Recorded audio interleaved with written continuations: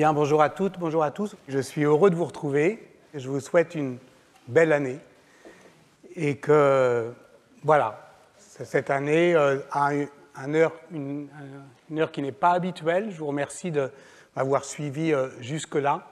Si on vous demande pourquoi cette année je ne suis pas à 11 heures, ben vous répondrez qu'avec sa générosité habituelle, il a donné son créneau à Wajdi Mouawad, qui fera cours ici à partir du 6 février, je crois. Enfin, en tout cas, sa leçon inaugurale, c'est le 6 février.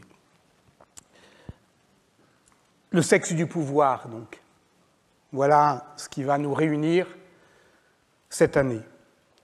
Dans la première saison de la série télévisée américaine House of Cards, produite par Netflix à partir de 2013, l'ambitieux Frank Underwood, joué par Kevin Spacey, tente de manipuler une jeune journaliste, Zoe Barnes, pour nuire à ses adversaires politiques à Washington.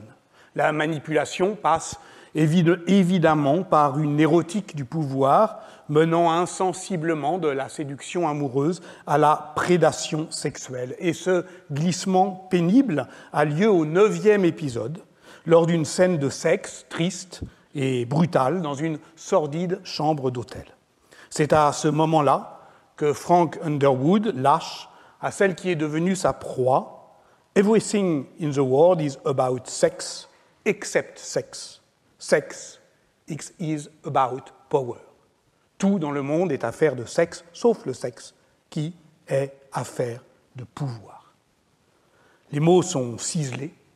La formule cinglante, elle frappe d'évidence, avec, oui, cette force de frappe caractéristique de ce pathétique politique, puisqu'on parle de théâtre, du théâtre classique, où l'on frappe les esprits comme on frappe la monnaie, sauf qu'ici, on serait plutôt du côté du héros cornélien, qui assujettit par éblouissement unanime, plutôt de ce côté-là que du côté de l'héroïne racinienne, qui, elle, adoucit la force de son éclat par un charme qui, lui, ne cogne pas. Et donc la question c'est, allons-nous consentir à être du côté de ce cogneur? C'est toute la question. En tout cas, la formule incontestablement fait mouche. On la prendrait volontiers pour maxime d'une philosophie déniaisée des rapports entre sexualité et pouvoir. D'où vient-elle? Underwood se contente de dire « A great man once said », un grand homme un jour a dit. Sur les forums d'Internet, on a tôt fait étrangement d'attribuer la formule au sulfureux Oscar Wilde. Le pli a été pris, et c'est sous ce nom qu'on la trouve ordinairement, même si aucune preuve ni source précise ne vient justifier ce rapprochement surprenant. En réalité, je pense que cette citation apocryphe d'un philosophe masqué me semble plutôt une formule de synthèse avant ChatGPT, inventée par ces scénaristes surdiplômés des séries politiques américaines qui contribuèrent, dans les années 2010, à remettre en circulation la langue du machiavélisme. Mais la langue du machiavélisme ordinaire, pour dénoncer, prétendait-il, mais peut-être aussi pour justifier, en nous y acclimatant insidieusement sous couvert de nous faire rire ou de nous indigner, pour dire, en somme, le cynisme et la brutalité du politique. On pense évidemment à la version médiévalisante de House of Cards, qu'est Game of Thrones, où ce n'est pas seulement la phraséologie, mais bien toute l'intrigue qui est de bout en bout machiavélienne. Puisque personne, dans Game of Thrones, ne songerait à espérer un salut dans ce retour à une souveraineté apaisée qui est toujours le troisième temps du cycle providentiel de l'héroïque fantasy. Vous savez, d'abord, on fait visite aux puissances du passé, ensuite on fait la guerre, enfin on retourne chez soi. Non, rien de tel ici. Le temps est sorti de ses gonds. Il est chassé toujours plus loin par l'arrivée de l'hiver, cap au pire, puisque, je le disais ici même en 2015, et nous sommes aujourd'hui le 7 janvier 2025, Winter is coming. Et pourquoi cela? Eh bien parce que les puissants ne s'arrêtent jamais d'eux-mêmes. Ils en font toujours trop. Ils vont à leur perte, mais cette perte est aussi la nôtre, car ils suivent aveuglément ce fétiche où le pouvoir se confond avec son propre désir. Ils finissent toujours par ressembler à ces petites fatalités têtues qui se croient des providences, comme le dit Victor Hugo. Appelons cela, en effet, le sexe du pouvoir. Alors, ça pourrait commencer comme ça, en effet, vilainement, dans une minable chambre d'hôtel américaine, avec ce cogneur de Frank Underwood, cette caricature obscène de la force en politique, jouée par un acteur, Kevin Spacey, qui fut plus tard écarté par Hollywood pour abus sexuels dans l'effet de souffle de l'affaire Weinstein. Everything in the world is about sex, except sex. Sex is about power. Il faudrait que ça commence comme ça, afin qu'on ne se méprenne pas sur mes intentions. Rien de glorieux, en effet, dans cette formulation qui s'est imposée à moi, dont la simplicité m'a saisi, mais qui parfois me fait un peu honte, le sexe du pouvoir. Car je crains toujours qu'on l'apprenne avec trop de grandiloquence ou de flamboyance, à la manière que suggère ce livre de Pascal Quignard, Le sexe et l'effroi, qui, c'est vrai, me fit grande impression lors de sa parution en 1994, donc il y a 30 ans.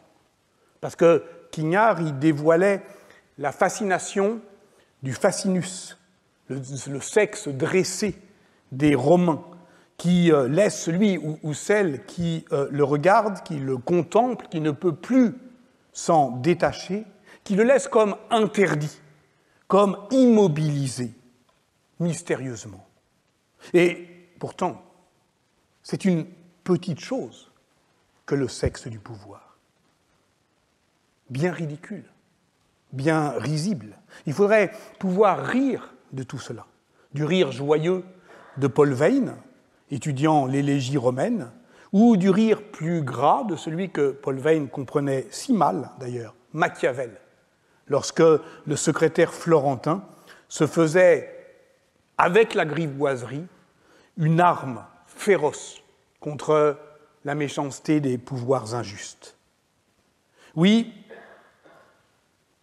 il faudrait faire cela. Ou alors, il faudrait se souvenir de la leçon des Grecs, puisque le fascinus romain traduit ce phallus qui ne prétendait, lui, en Grèce, ni à la gravité, ni à la grandeur. Qu'il me soit permis aujourd'hui de saluer la parution, ces jours-ci, dans la collection La librairie du XXIe siècle, qu'il dirigea jusqu'à sa mort, du livre posthume et inachevé, en fait c'est le livre de sa vie, il y a travaillé toute sa vie, de Maurice Hollander. Ce livre de Maurice Hollander s'appelle Priape, le phallocrate impotent. Priape, le fils d'Aphrodite et de Dionysos, c'est un dieu, Théos, oui, c'est un dieu, mais c'est un petit dieu, un dieu mineur, un tard venu dans la mythologie grecque. Il apparaît seulement à l'époque alexandrine. Il ne doit sa renommée véritablement qu'à la période hellénistique et romaine. Si les Grecs le trouvent bien laid, c'est qu'il est amorphos, privé de forme. Son membre viril, exorbitant, toujours rigide, le rend inapte à la séduction, qui repose, au contraire, sur la mesure et la transformation. Or, sans mouvement, pas de sensibilité. Sans sensibilité, pas de réciprocité. Et sans réciprocité, pas de sexualité. Priape ne fascine donc personne. C'est lui qui est immobile, qui est taillé d'une seule pièce, c'est-à-dire en fait mal taillé, dans un tronc de vieil arbre dégrossi au hasard, précise Columelle. Il reste là, bloqué, rigidement, sur place, planté comme un piquet. Or, l'organe sexuel ne saurait être invariable, puisque Aristote, dans De la génération des animaux, le définit précisément par sa mobilité. S'il ne peut, je cite, augmenter et diminuer de volume, c'est qu'il est atteint d'une altération morbide qui est donc une maladie, qui va prendre le nom de notre petit dieu, priapisme. Bref, si Priape est le petit dieu des jardins, il n'effraie personne, pas même les oiseaux. C'est un piètre épouvantail, et toute l'Antiquité gréco-romaine rit de lui. Rien de commun ici, avec le rire que Bobo, la figure orphique qui expose, elle, son sexe comme une vulve mystique, disait l'anthropologue Georges Devreux, rien de commun avec le rire que Bobo fait naître chez sa mère, Déméter, car nous sommes là dans le contexte des mystères d'Éleusis, où la parole est efficace à mesure de sa rareté. À l'inverse, Priape est bavard, mais sa parole s'épanche en pure perte, comme sa semence. Il ne cesse de parler, mais il ne convainc personne. Sans doute aussi parce qu'il ne sait plus vraiment qui il est. Tous les dieux ont un attribut qui les rend identifiables, mais celui de Priape est tellement commun. Un membre viril hyperbolique. Comment en tirer quelque fierté quand tant de satyres et de silènes partagent avec lui ce trait ityphalique? Loin de faire sa singularité, cette verge est si banale qu'elle est comme l'arbre qui cache la forêt. C'est à cause d'elle qu'on confond celui qui l'arbore comme un trophée avec tous les autres, qui en plus ne sont même pas des dieux. Et au total, par un retournement ironique de l'idée qu'on se fait du sexe du pouvoir, ce phallocrate, aussi piteusement infertile qu'il est sottement agressif, Priape devient la figure de l'impotence. Autrement dit, le gouvernement priapique, empli de sa suffisance, n'incarne rien d'autre qu'une impuissance bavarde et obscène.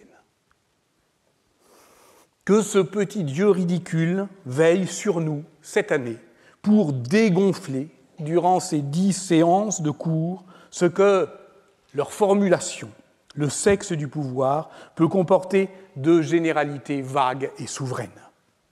Aussi faudrait-il du même élan et avec la même énergie s'opposer au tout politique et au sexe roi. Au tout politique, puisque la critique anti-totalitaire du fameux slogan de 1968 « Tout est politique » a été conduite au nom de la révolte des êtres parlants contre ce qui s'ordonne depuis l'unité du tout, qu'il soit le tout tendant vers l'un que les Grecs appellent katholou, ou qu'il soit le tous converti en un que les Romains appellent universus. Mais dès lors qu'on ne croit plus à une Église catholique et universelle, la politique se comprend comme le lieu d'articulation du non-un. Alors, on peut parler de politique de l'amour, par exemple, car le plus intime se laisse traverser corps à corps par le pouvoir. Ou, pour le dire avec Jean-Luc Nancy, s'il n'y a plus dans nos existences de sphère non politique, au sens d'une sphère privée qui s'oppose à la sphère publique, c'est parce que, je le cite, toutes sont partagées dans le double tranchant du terme. Ce partage du tout politique doit pareillement traverser ce roi de rien qu'est le sexe roi, le sexe souverain.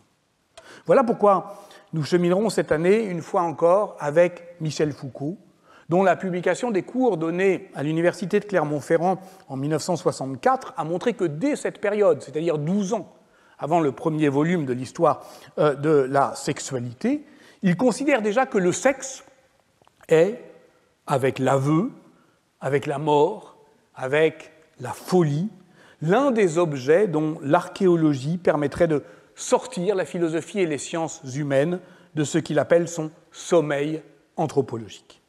Mais il faudrait alors comprendre que ce que Foucault appelle la science des partages, s'attachant donc aux négativités pour se déprendre du pouvoir, n'a nullement pour objectif de dévoiler une vérité de nature qui, une fois libérée, accéderait enfin à la pleine lumière du langage. Au contraire, et je cite ici son article d'hommage à Georges Bataille, paru en 1963, donc tout ça est encore très tôt, paru dans Critique, sous le titre « Préface à la transgression », ce qui caractérise la sexualité moderne, ce n'est pas d'avoir trouvé de Sade à Freud le langage de sa raison ou de sa nature, mais d'avoir été dénaturalisée, jetée dans un espace vide où elle ne rencontre que la forme mince de sa limite.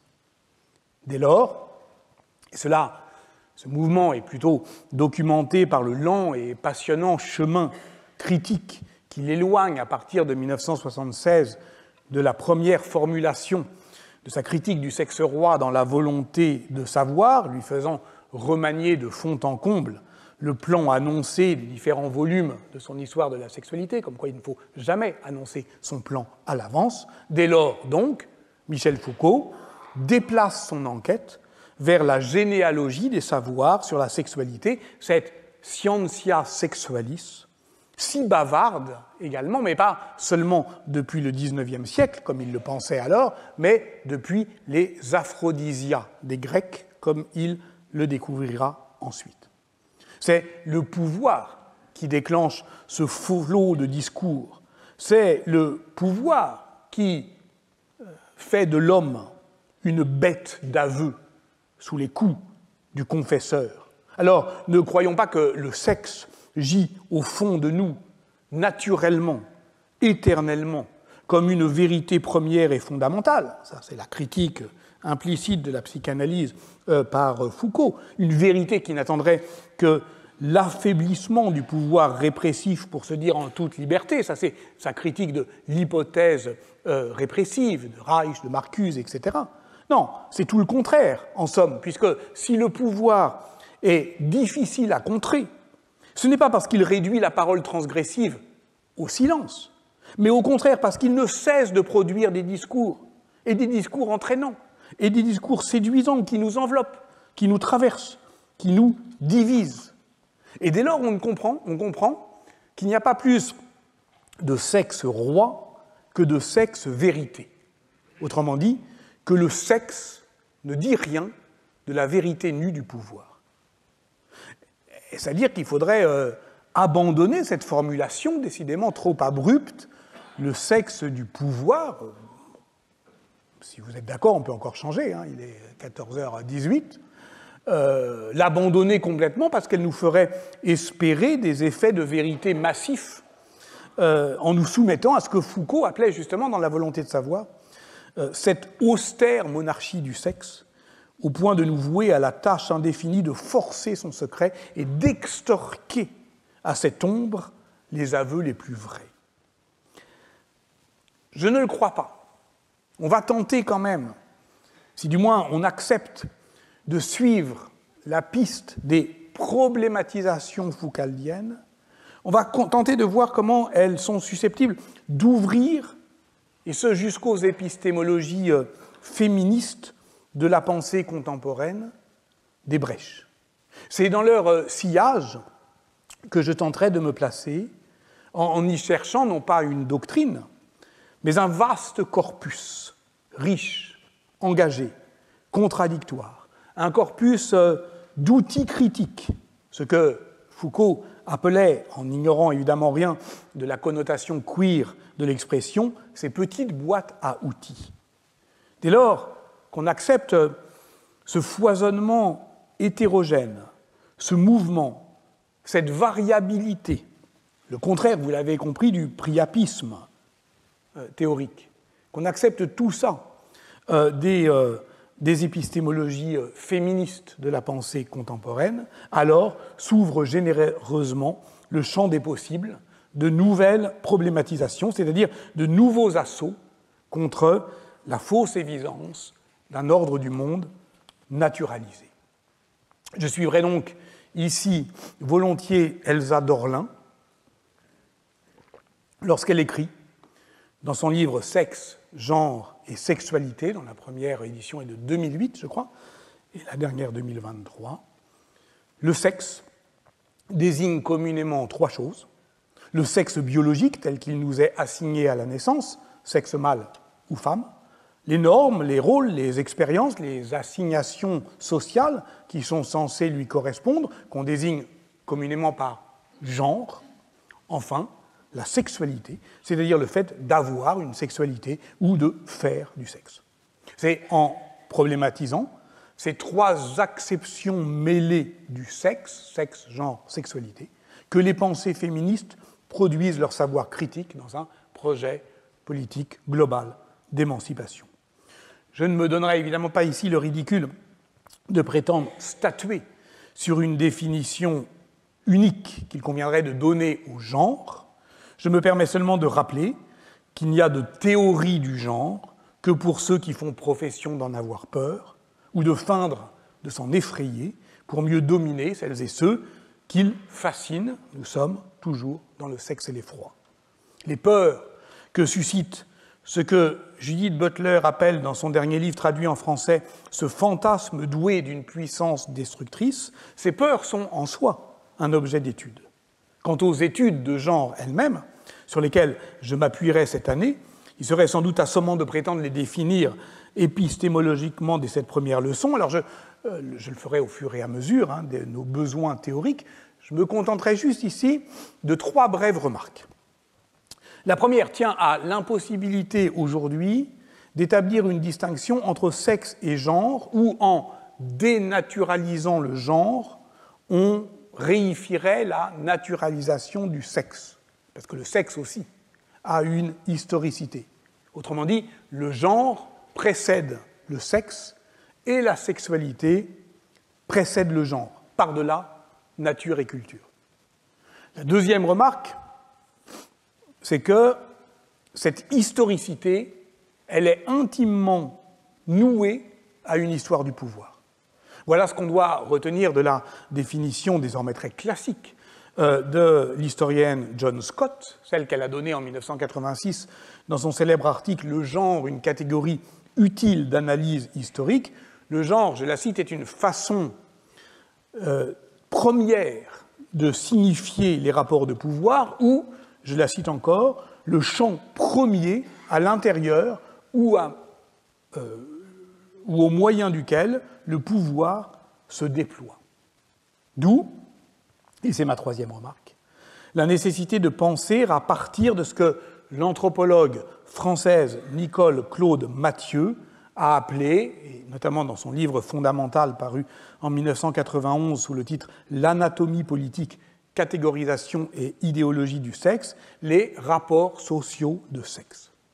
Je la cite aussi, Nicole Claude Mathieu, du fait de son importance, et ne serait-ce aussi que pour rappeler qu'il existe une généalogie spécifiquement française des études de genre, évidemment depuis le deuxième sexe de Simone de Beauvoir, et ce, moins pour affirmer je ne sais quel patriotisme épistémologique que pour contrer un des arguments polémiques les plus courants de la pensée réactionnaire qui fait de la lutte contre les études de genre une modalité de l'anti-américanisme.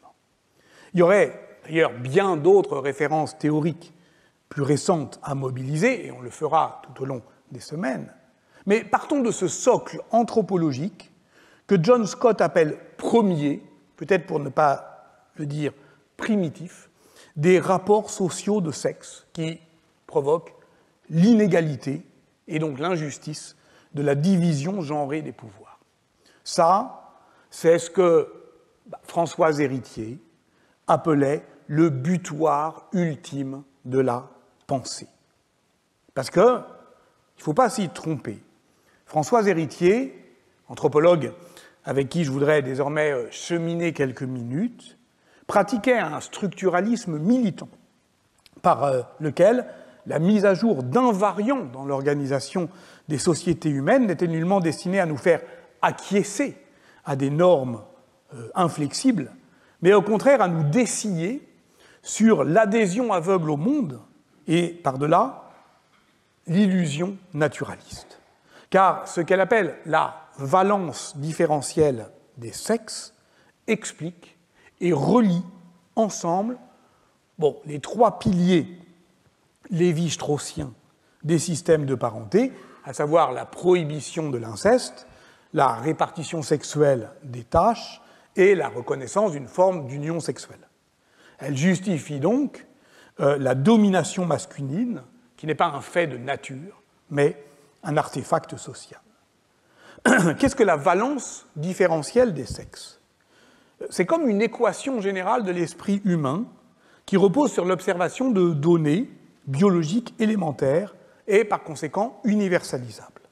Elles sont si massives et si incontournables qu'elles constituent justement des butoirs de la pensée.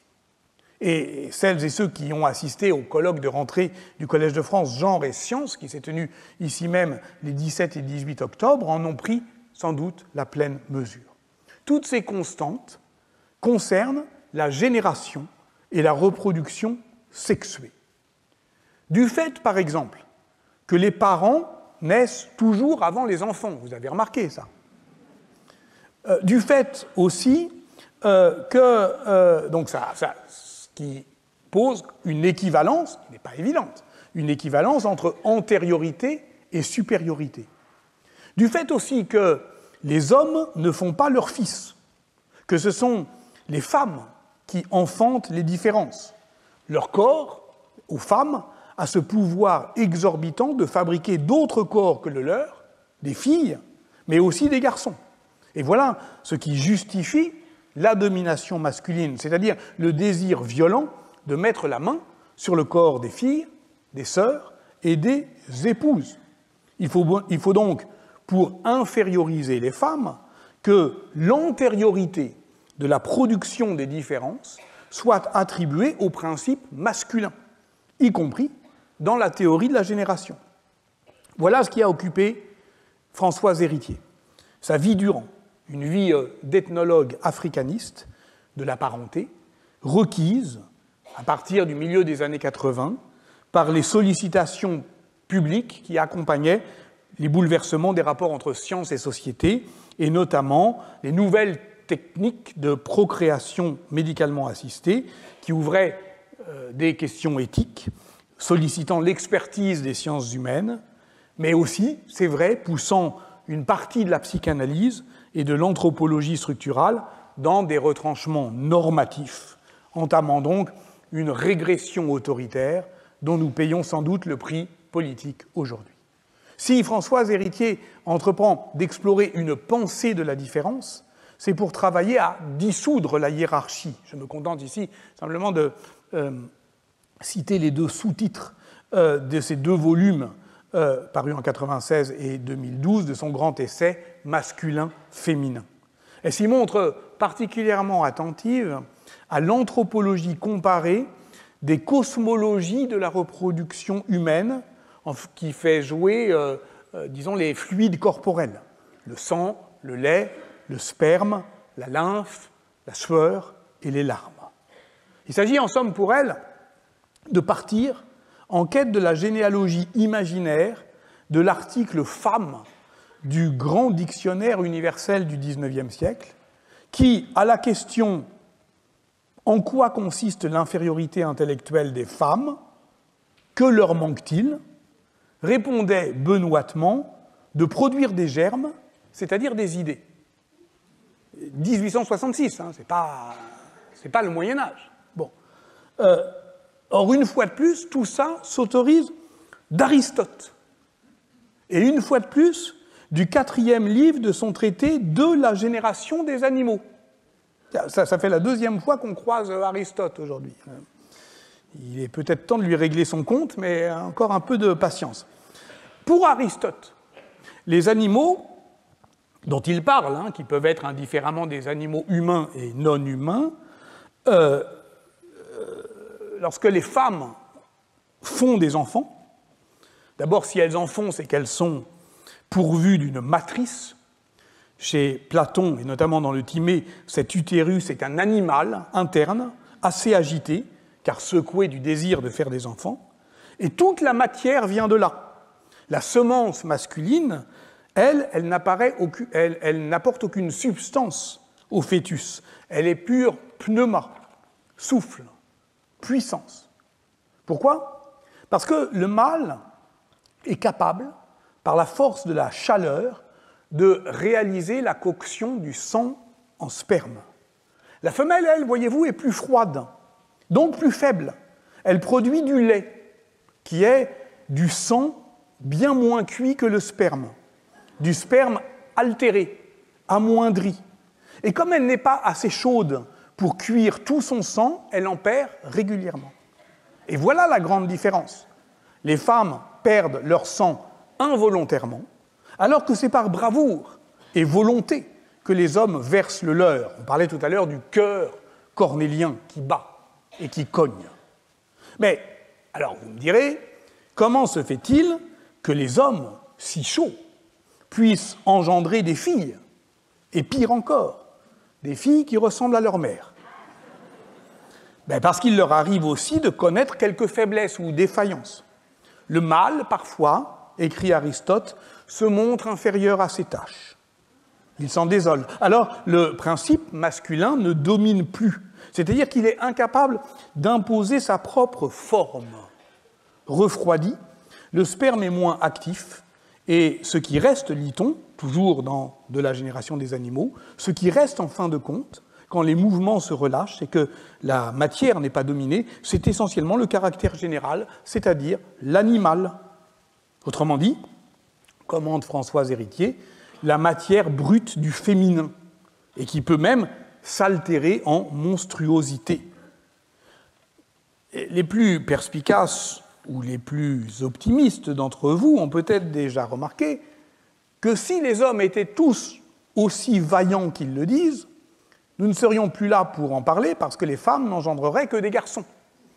Voilà qui est rassurant. La survie de l'humanité est donc garantie par la faiblesse des hommes.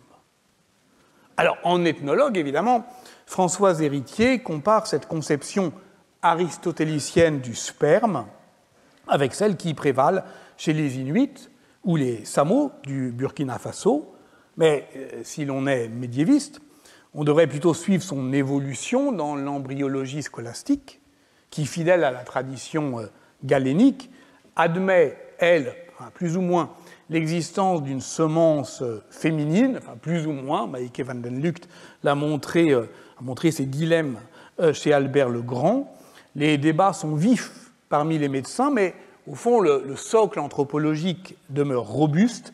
C'est bien l'esprit masculin qui apporte la chaleur de la vie et, au-delà, de la vérité du vivant. La vérité, la forme. Voilà pourquoi, chez les théoriciens politiques, comme le juriste italien Balde au XIVe siècle, la matrice devient une métaphore du corps politique tout entier, justifiant l'invention de la notion de sang héréditaire au XIVe siècle, ce qui est si fondamental dans le renforcement théorique de l'ordre du lignage au Moyen-Âge. Mais oui, au fait, le Moyen-Âge, où avais-je la tête? C'est ça que je dois enseigner, non? C'est depuis le Moyen-Âge que nous devons penser le sexe du pouvoir. En quoi est-ce pertinent? Pour les raisons que j'ai tenté d'expliciter l'année dernière, en enquêtant sur ces langages de l'amour qui, du XIIe siècle des troubadours au XVIe siècle de Marguerite de Navarre, c'est-à-dire d'une réforme à l'autre, de la réforme grégorienne à la réforme protestante, conforme le champ du politique. D'abord en tentant d'en établir une grammaire, et puis ensuite, dans la deuxième partie du cours, j'avais tenté de la déployer, cette grammaire, comme un outil de périodisation pour phraser et pour phaser toute l'histoire du Moyen-Âge, enfin, en tout cas l'histoire des pouvoirs au Moyen-Âge. Si je devais résumer d'une phrase ces 12 leçons sur les politiques de l'amour de 2024, je dirais qu'un système de pouvoir ne s'ordonne pas sans danger en articulant ces arts de gouverner aux arts d'aimer. Parce que seuls les dévots ou les prudes lexicographes peuvent croire que la chair et l'esprit s'opposent absolument. Au contraire, les plus savants, les plus mystiques au Moyen-Âge, et notamment ceux qui commentaient le Cantique des Cantiques, savaient très bien combien cette véhémence de l'amour jette le trouble dans la charité chrétienne. Et si l'amour courtois peut souder des communautés chevaleresques, si l'amour du bien public peut souder des communautés urbaines, si l'amour du roi peut souder des communautés nationales, ce qui ressortait de notre enquête, au contraire, c'est, je crois, la force de dissension, de séparation, d'effraction de l'amour. Cette force que nous avons appelée fitna, avec le poète andalou Ibn Hazm. Voilà ce que nous avons trouvé, je crois, d'un mot l'année dernière, dans les politiques de l'amour, non pas le ciment d'une société, mais le ferment de son histoire, de l'histoire de ses transformations, du fait même que l'histoire soit possible. Et d'ailleurs, dès la première séance, nous l'avons fait en regardant des objets renversants. Par exemple, celui-ci que je voulais vous faire voir à nouveau pour rendre hommage à celle qui en fut l'historienne puissante et généreuse, Christiane Clapiche-Zubert, et qui nous a quittés il y a un peu plus d'un mois. C'est un plateau d'accouchée, figurant, vous vous en souvenez peut-être, une Vénus qui, levée dans sa mandorle, éclabousse d'une beauté rayonnante ces beaux chevaliers qui en restent littéralement sur le cul, dans les fougères. C'est de son sexe qu'elle darde et qu'elle dompte ces prétendus héros, non pas de son fascinus, mais de son sexe, ce sexe qui n'en est pas un, pour le dire avec Luce Irigoyen, l'autre sexe du pouvoir, donc, qui n'est d'ailleurs ni autre, ni faible. Nous l'avons admiré sans être dupes, car cette Vénus puissante mais vulnérable, épinglée au ciel comme une pin-up, si on adopte le point de vue de l'accouchée, qui la voit de biais, allongée, épuisée, elle dévoile avec amertume de quelle peine, de quelle souffrance se paye ordinairement ce renversement d'une image de gloire, et ce, pour le plus grand plaisir et pour le plus grand pouvoir de l'ordre des pères. Tout donc est affaire de regard dans ces histoires d'amour, c'est-à-dire de contamination de la maladie d'amour, de cette folie qui n'est pas toujours douce lorsqu'elle conjoint, comme ici, la tendresse et l'empoignade, la pudeur et la sauvagerie. Voilà pourquoi ce dessin sommet l'affiche de l'année dernière, et pour respecter la tradition, je commenterai également celle de cette année, qui lui est strictement contemporaine. On est toujours dans les années 1380. Cette image qui, j'en suis certain, vous a tellement captivé qu'elle vous a amené jusqu'ici. Mais pour comprendre le passage de l'un à l'autre, partons d'un autre objet. D'un objet qui est entré en 2007 dans les collections du musée de Cluny, puisque c'est avec le musée de Cluny qu'on a commencé cette année le séminaire sur la reconstruction de Notre-Dame de Paris.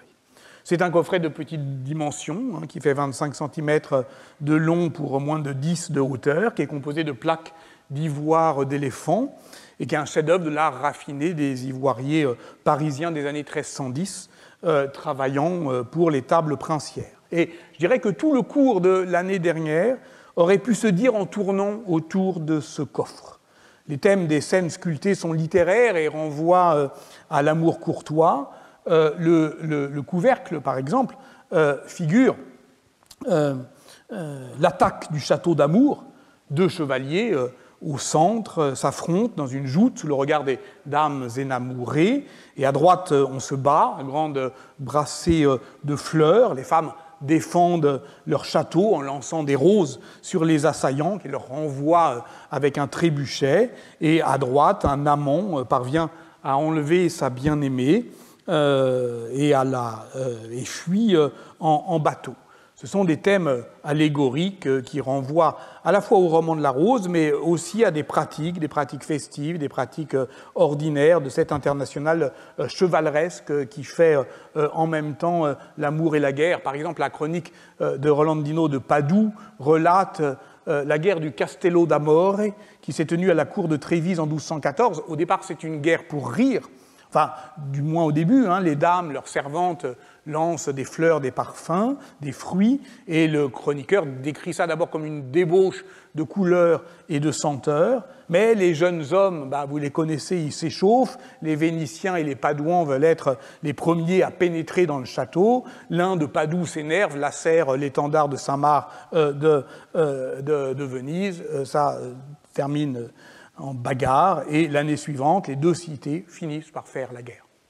Donc de cela aussi, de ce rapport entre l'amour et la guerre, les faces latérales du coffret qui figurent des scènes illustrant plus directement des épisodes du cycle de Graal, Lancelot, Gauvin, mais aussi sur le petit côté droit, le vaillant chevalier qui arrache une pucelle à l'homme sauvage, reprenant effectivement ce thème du rapport ambivalent entre la douceur et la sauvagerie.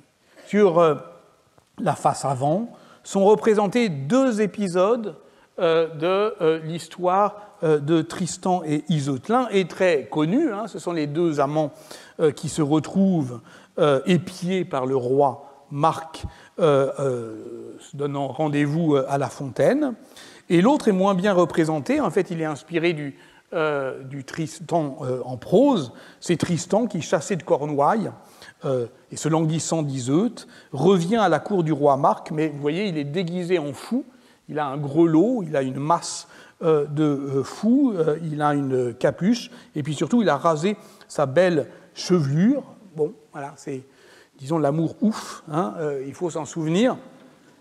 Il faut se souvenir qu'en relisant Tristan et Iseult, Denis de Rougemont a établi cet autre roman de fondation de l'Occident qui lie le pouvoir combattant à la noblesse des sentiments et qui noue l'amour, la mort, la guerre en un sombre reflet des hantises de notre temps. Et ces hantises, elles figurent aussi sur l'autre face du coffre. Si on le retourne à présent, on voit à droite, là, deux scènes qui sont comme le pendant de la folie de Tristan, c'est la sagesse de Salomon. Alors le jugement de Salomon, au départ, ça on connaît, le juge muni d'un sceptre fleur-de-lysée qui arbitre entre deux fils qui se disputent son héritage, comment les départager? Eh bien, la deuxième interprétation est plus rare, elle est inspirée par un évangile apocryphe. Salomon dit que chacun tire une flèche dans le corps du père, ou plutôt dans son cadavre, qui est enveloppé ici dans son linceul, attaché à un arbre, et celui qui ne manque pas sa cible est en fait évidemment le fils adultère, et celui qui désobéit à l'ordre de Salomon est l'héritier légitime. Voilà qui exprime de manière troublante ce qui nous occupera aussi cette année, le désordre des pères ou la déroute de l'autorité. Or, la figure de l'autorité, au Moyen-Âge, c'est Aristote. Le voilà. Je vous préviens, il va dérouiller. De quoi Aristote est-il le nom au Moyen-Âge? On le sait, de la transmission, comme le disait Alain de Libera, du commentaire de la pensée du philosophe grec, fondement du système des savoirs arabo-latins enseignés à l'université. Oui, mais cet Aristote-là est doublé d'un personnage conceptuel, dirait Deleuze, c'est-à-dire d'un double fictionnel qui se développe en même temps que les traductions de l'arabe à partir des années 1180, qui se développe donc depuis le roman d'Alexandre de Bernay et ses différentes variantes. Le philosophe donc apparaît ici comme le précepteur d'Alexandre, le conquérant. Et par conséquent, sa figure s'assimile au clerc. Il faut se souvenir qu'avec l'essor des universités au XIIIe siècle, comme l'a montré Antoine d'Estaing-Bert, le maître s'apparente justement à un nouveau Salomon, dont la majesté peut être, comme ici, égratignée par une critique des pouvoirs du clerc, dont puisque ici, vous voyez que la chair est la symétrique du trône. Parce que le vénérable précepteur enseignant aux jeunes souverains, évidemment, il est face à un souverain qui n'est pas n'importe quel souverain. Alexandre le Grand, il est, dans le roman d'Alexandre, le héros de l'illimité du pouvoir. Il s'aventure dans des étendues mystérieuses, en une quête qui est aussi une enquête sur les bornes du monde, depuis le bleu du ciel, où il va s'envoler jusqu'aux abysses où il est visité par les bathysphères. Tout est exploré, tout est expérimenté, y compris, bien sûr, les vertiges de l'amour, avec la rencontre de la princesse indienne Candace et de ses suivantes, les filles Fleurs. Sauf que, à ce moment-là, c'est ce que décrit la scène, tout s'est arrêté, l'épopée est au point mort. Alexandre refuse d'avancer, il a croisé le chemin d'une jeune femme qui lui a fait chavirer le cœur, ses officiers veulent la poursuite des conquêtes, seulement voilà, ce qui peut faire obstacle au tout politique du pouvoir illimité, c'est ce petit souverain indiscipliné, en chacun de nous, l'insolent sexe roi. Voici donc son maître, Aristote, chargé par les généraux de le sermonner doctement sur ses devoirs de souverain. La jeune séductrice l'apprend. Elle est en danger, elle va se venger. Comment ? Eh bien, en séduisant le vénérable docteur, en lui faisant sortir le nez de ses livres, par une apparition printanière au jardin, un matin, en un affolant déshabillé, et le désir d'Aristote se réveille, au point qu'il se laisse chevaucher, et oui, par l'amour naissant. Il lui promet finalement d'intercéder en sa faveur auprès du souverain, en échange, donc, de l'amour. Le voilà en fâcheuse posture, humilié. C'est d'ailleurs au sens propre une humiliation publique, qui provoque, vous le voyez, le rire d'Alexandre, assistant à la scène, rire libérateur qui remet l'histoire en marche. Au fond, Aristote est comme Merlin, autre figure de la sagesse des marges, dans l'espace romanesque du Moyen-Âge et dans leurs matières respectives, matière de Rome pour Alexandre, matière de Bretagne pour Merlin, ils incarnent l'ambivalence entre l'omniscience et l'aveuglement. Il faut bien qu'ils s'égarent pour que l'aventure du savoir-pouvoir soit relancée. D'ailleurs, c'est un autre coffre en tout point semblable à celui de Cluny, et strictement contemporain, conservé à Londres, qui fait suivre les deux mêmes scènes, vous voyez, Aristote et enseignant puis chevauchant Phyllis, par deux autres scènes où ridiculisant des vieillards concupiscents qui, parmi les boiteux et les infirmes, marchent péniblement, cassés en deux sur leur canne, vers la fontaine de jouvence, dont l'eau miraculeuse leur fait retrouver la fougue de leur jeunesse.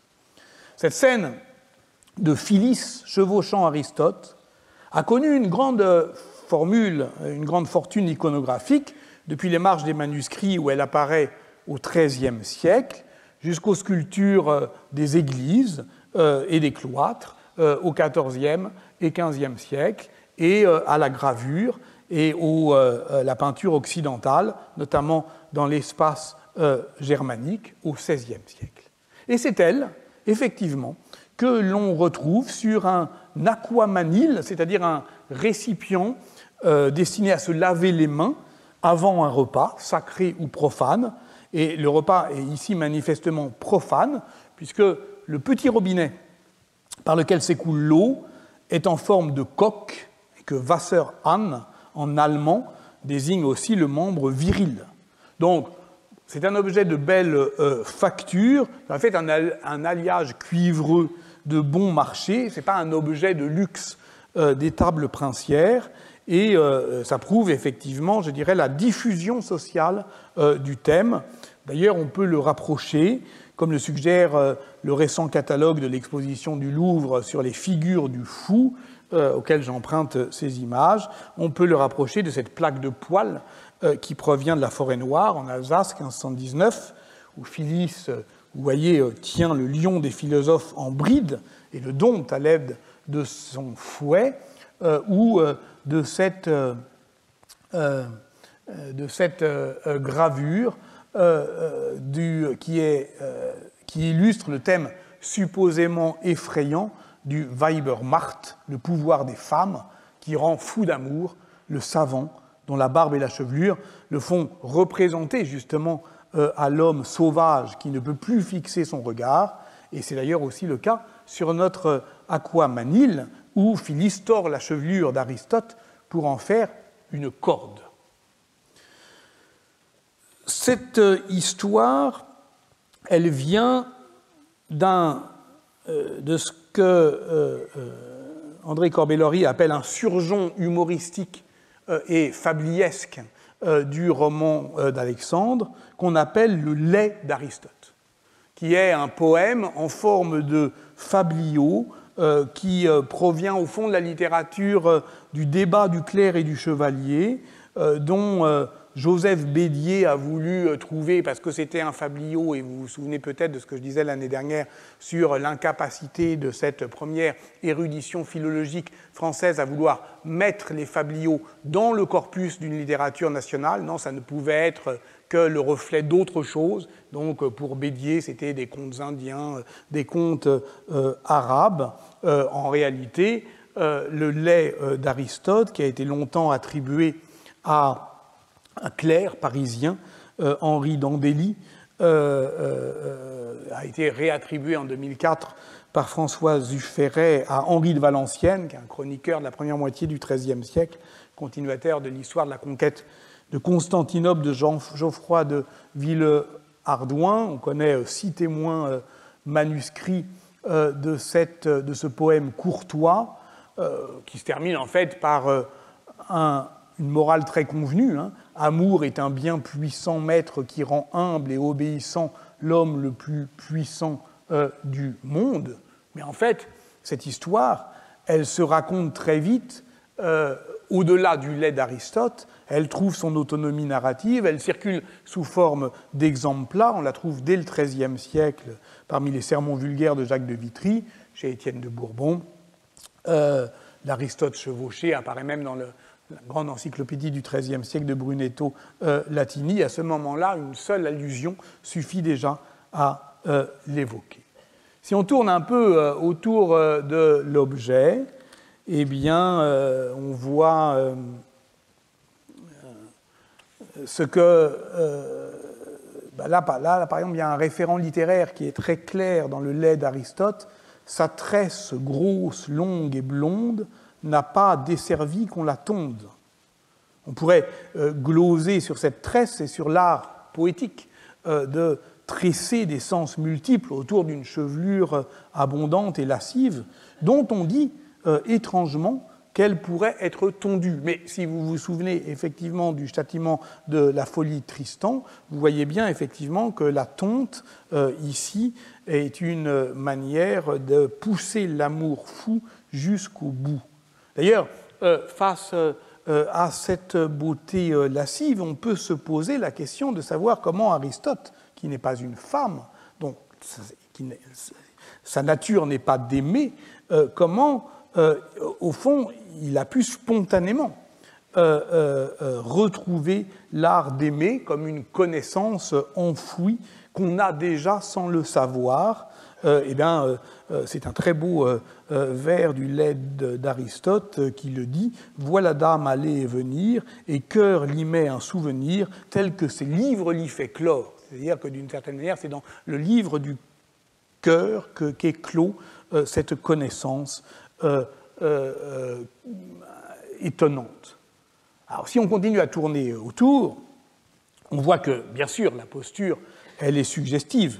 Ce n'est pas seulement que Phyllis est une cavalière, qu'elle monte en Amazone, ce que Christine de Pisan appelle le prince des philosophes, et qu'elle évoque ici le souvenir des combattantes antiques, même si c'est évidemment assez intéressant, que nous allons consacrer sans doute une séance à cette histoire genrée de la trifonctionnalité, qui combat, qui prie, qui travaille. Mais ce n'est pas seulement ça. C'est que cette manière de l'enfourcher suggère une position sexuelle, celle de l'equus eroticus, évoquant un acte contre nature. Michael Camille n'a trouvé aucune représentation médiévale de ce qui est si courant dans la peinture pompéienne et qui est massivement commenté justement dans le livre de Pascal Quignard, Le sexe et l'effroi. Les premières représentations explicites connues de cette position sexuelle, l'Equus eroticus, elles datent de 1525, des Maudits de Marcantonio Raimondi sur des dessins de Jules Romain, et qui fut emprisonné pour avoir diffusé de telles images. On n'a qu'une seule édition clandestine de 1527 de ces xylographies qui accompagnent des poèmes érotiques de l'Arétin. Pourquoi ? Parce que ce sont les prostituées qui s'adonnent à cette pratique luxurieuse, si l'on en croit les fabliaux.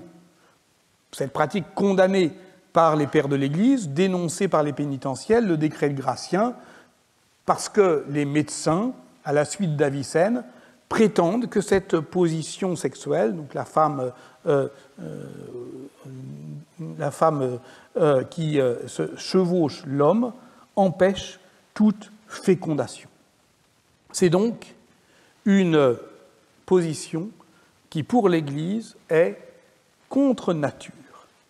Si on tourne encore autour de l'aquamanile, pour satisfaire une curiosité bien légitime d'un de mes collègues, seulement motivé par la libido sciendi, je n'en doute pas, et qui me disait « Où se pose la main de la belle Phyllis ?» Eh bien, la réponse, c'est évidemment sur l'objet du délit, assurément, ou du déni, puisqu'il le désigne en même temps qu'il le cache.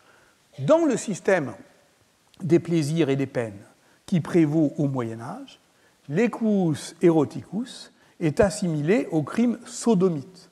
Non seulement parce qu'il est pareillement contre nature, mais parce qu'il est recodé selon la seule distinction qui vaille en matière de sexualité, celle qui oppose les rôles actifs, agens, et passifs, patiens. Par exemple, le système judiciaire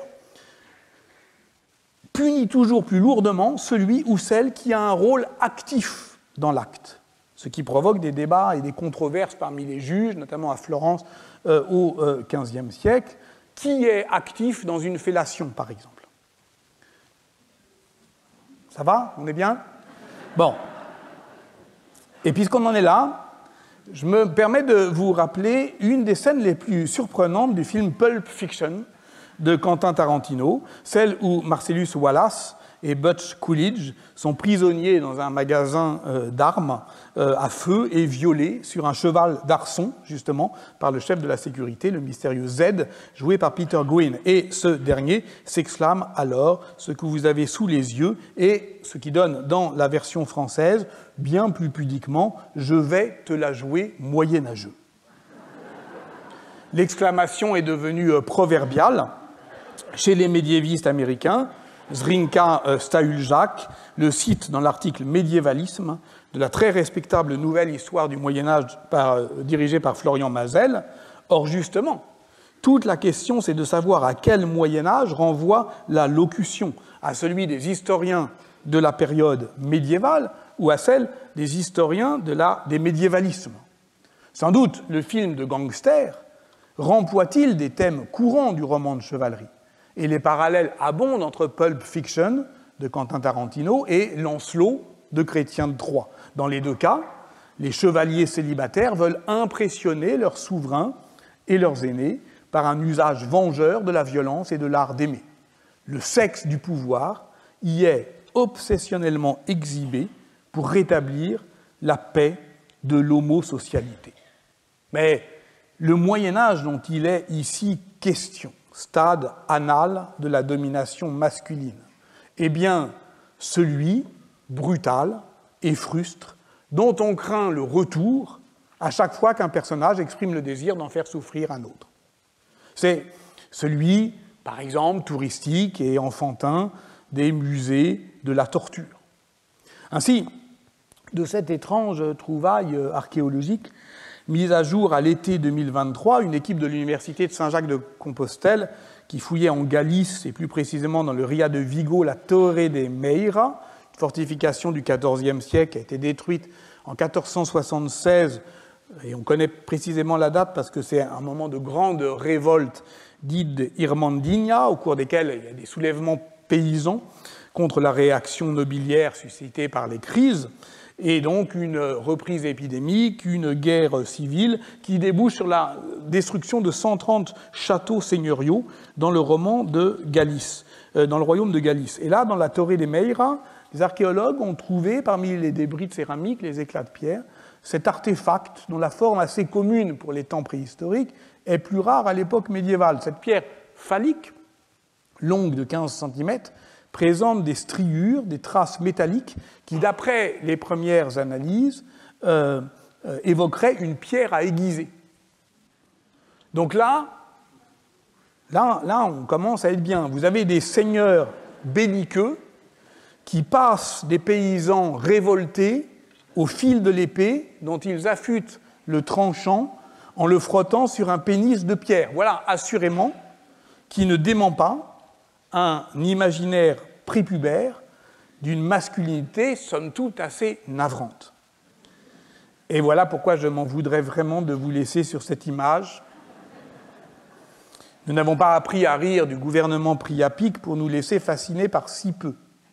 Donc, encore quelques minutes, 2, noir, rideau, et puis, reconnaissons-le, est-on certain qu'il faille s'aventurer jusqu'au Moyen-Âge pour voir des images aussi grossières du sexe du pouvoir?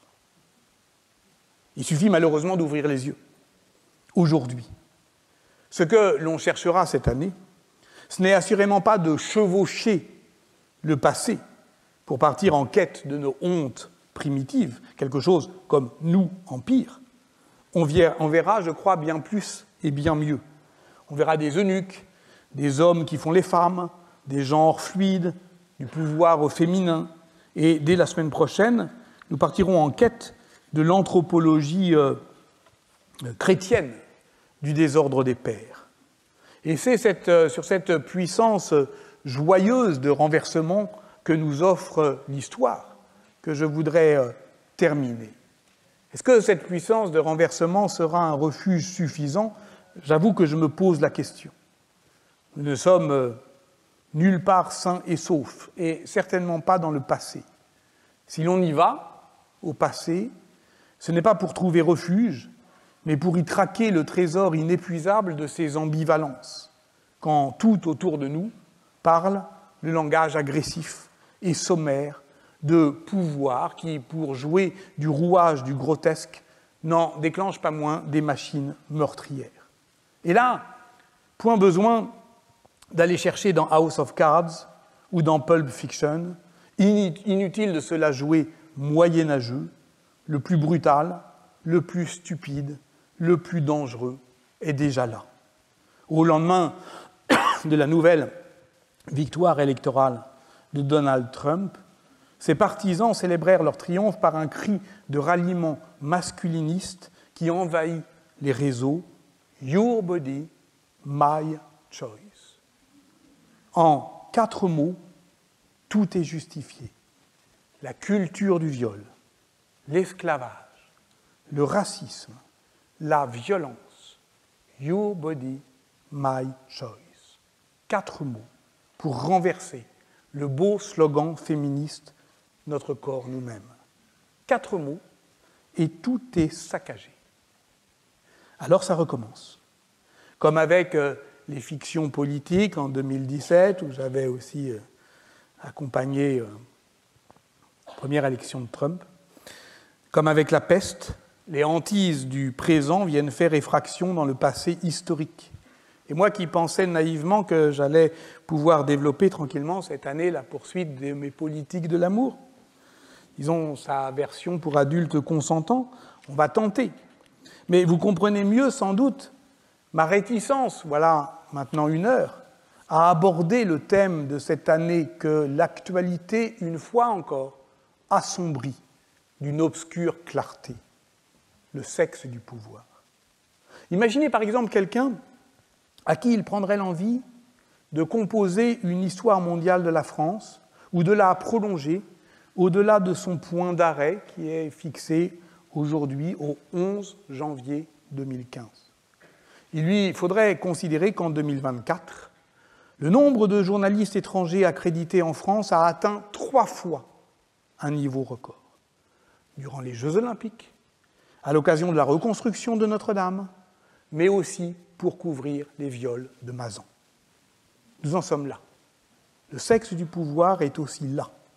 Alors on va tenter d'y aller voir, car même si cela ne suffit pas, il nous est difficile de croire qu'on peut agir sur le monde sans chercher à le comprendre. Et puis, franchement, je suis heureux de mener ça avec vous. Et puis une dernière chose pour la route, je voudrais vous faire une confidence. En fait, au moment précis où un cours s'arrête, on est content. On connaît un moment de soulagement qui dure environ 5 minutes. À la 6e vient ce sentiment mêlé de désir, on a envie que ça recommence, et de crainte, on a peur que ça recommence. Et cette angoisse se nourrit aussi à la 7e minute du regret de tout ce qu'on n'a pas pu dire. Par exemple, la dernière fois qu'on s'est vu, c'était ici même le 2 avril 2024. À 12h07, j'achevais la leçon sur la fin de l'amour avec Marguerite de Navarre et le livre que Lucien Febvre lui a consacré, Amour sacré et amour profane. Et je me suis rendu compte que j'avais oublié de vous lire les lignes de son introduction qui m'avaient amené à ce livre et que j'avais envie de vous dire. Et depuis, ça m'a obsédé. Alors, si vous le voulez bien, les voici, juste pour vous dire que cette année encore, et cette année particulièrement, si l'on se souvient de la chanson de Pierre Perret, tout, vous saurez tous, hein, je tâcherai de ne pas être complet. On ne saura pas tout. Voilà ce que dit Lucien Febvre au début de son livre. Voilà ce que j'aurais dû vous dire il y a 1 an. Quand j'étais petit garçon, il y a bien longtemps, nos maîtres proposaient à nos ardeurs de splendides sujets de composition. Dites tout ce que vous savez sur Charlemagne ou sur le calcaire. Et bien qu'on ne cherche pas dans ce petit livre une réponse à 6 magnifiques questions, on serait déçu. J'ai refusé, je refuse de composer en histoire une fois de plus, d'être complet. Complet, ce beau mot d'enfant ou de vieux savant, c'est tout un. Je ne serai pas complet.